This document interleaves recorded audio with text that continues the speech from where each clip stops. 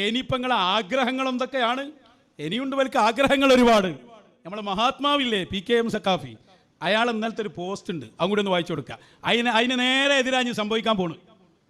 അയാളെ പോസ്റ്റിൽ എന്താണോ പറഞ്ഞ് അതിനെതിരെ സംഭവിക്കും, കേട്ടോളൂ. PKM സഖാഫി ഇരിങ്ങല്ലൂർ അയാൾ എന്താ പറഞ്ഞ്? കേരളത്തിൽ വിദ്യാഭ്യാസം മാത്രമല്ല ഹജ്ജ് വഖഫ് വകുപ്പുകൾ കൂടി കോൺഗ്രസ് നേരിട്ട് ഏറ്റെടുക്കുന്നതായിരിക്കും ഉചിതം. കഴിഞ്ഞ കാല UDF ഭരണകാലത്ത് ഏറെ വിവാദങ്ങൾക്കും വിവേചനങ്ങൾക്കും വിധേയമായ വകുപ്പുകളാണിവ.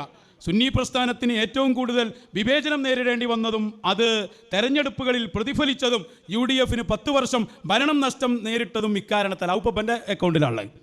ഒരു കുറവില്ല അഹങ്കാരത്തിന്. തോറ്റ് തുന്നമ്പാടി നിൽക്കുമ്പോഴുള്ള ഇത്താത്. എന്നിട്ടെന്താ പറഞ്ഞേ? ആന്റണി മുഖ്യമന്ത്രി ആയിരുന്നപ്പോൾ നാലകത്ത് സൂപ്പി ആയിരുന്നല്ലോ വിദ്യാഭ്യാസ മന്ത്രി. ആന്റണിയല്ല സോണിയാഗാന്ധി പറഞ്ഞാലും സുന്നികൾക്ക് സ്കൂൾ അംഗീകാരം കൊടുക്കില്ല എന്നായിരുന്നു അദ്ദേഹത്തിൻ്റെ ഭാഷ്യം. സുന്നികളുടെ വഖഫ് സ്വത്തുക്കൾ മറ്റുള്ളവർക്ക് പിടിച്ചുകൊടുത്തതും കോൺഗ്രസ് നേരിട്ട് വഖഫ് ഏറ്റെടുക്കാതിരുന്നത് കൊണ്ടാണ്. ഇനിയും ഇത്തരം നീക്കങ്ങൾ ഉണ്ടാകില്ലെന്ന് ഉറപ്പിക്കാൻ കഴിയുന്നില്ല, കാത്തിരുന്ന് കാണാം. അപ്പോൾ ഇതിൽ പറയുന്നത് എന്താ? വിദ്യാഭ്യാസ വകുപ്പും ഹജ്ജ് വഖഫ് പോലത്തെ വകുപ്പും ഒന്നും ലീഗിന് കൊടുക്കാൻ പാടില്ല.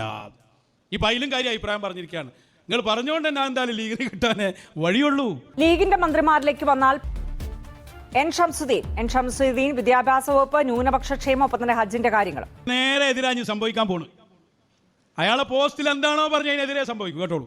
ഇപ്പം അതിലും കാര്യം അഭിപ്രായം പറഞ്ഞിരിക്കുകയാണ്. നിങ്ങൾ പറഞ്ഞുകൊണ്ട് തന്നെ എന്തായാലും ലീഗിന് കിട്ടാനേ വഴിയുള്ളൂ. ലീഗിന്റെ മന്ത്രിമാരിലേക്ക് വന്നാൽ എൻ ഷംസുദ്ദീൻ വിദ്യാഭ്യാസ വകുപ്പ്, ന്യൂനപക്ഷ ക്ഷേമം, ഒപ്പം തന്നെ ഹജ്ജിന്റെ കാര്യങ്ങൾ